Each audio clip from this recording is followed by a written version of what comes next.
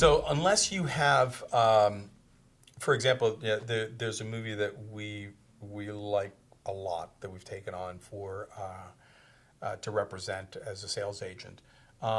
It doesn't have any big names attached, but it's in a genre that really doesn't need names. It's a teen horror uh, uh, film, and just really well made and delivers. And we have very high hopes for it. We think we're going to do fine because it's, again, the quality speaks for itself.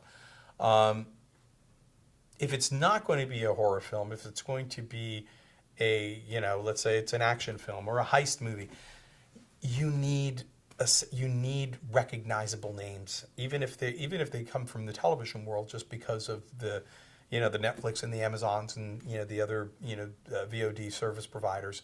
They're basically like TV broadcasters now, and you're going to need something to attract the audience, and so that would be my advice in terms of if you're going to spend a significant amount of money, you have to have some stars in there. Otherwise, it's going to be very hard for anybody to go out there and make sales on it. Well, I think that they have to really look very carefully at the waterfall. I think there's always people running around offering deals on films, and generally where people get taken advantage of is they put an equity piece into the film, and they're behind so many people that the chances of them ever getting paid back are very slim.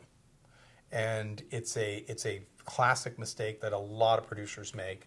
I tell new producers the story of somebody who I know very well, who I advised, and I told him, and I said, listen, I don't like the way that this deal is being structured.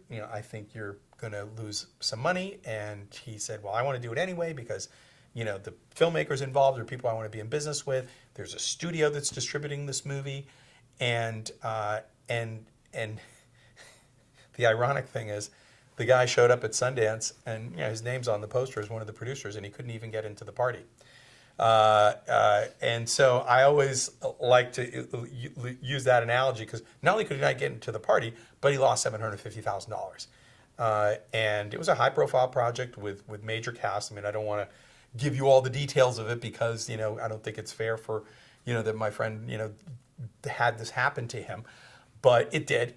And I think it happens regularly in the film business where people the new folks come in and they have big eyes and we're very excited about being involved with the film business, and with the possibility of maybe hitting a home run where they'll put in so much money and the picture turns out to be an incredible success, which does happen.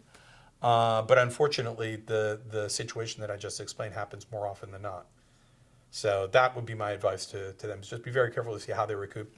Generally they want to be in a position that's either they're pari passu with the bank or they're coming right after the bank loan.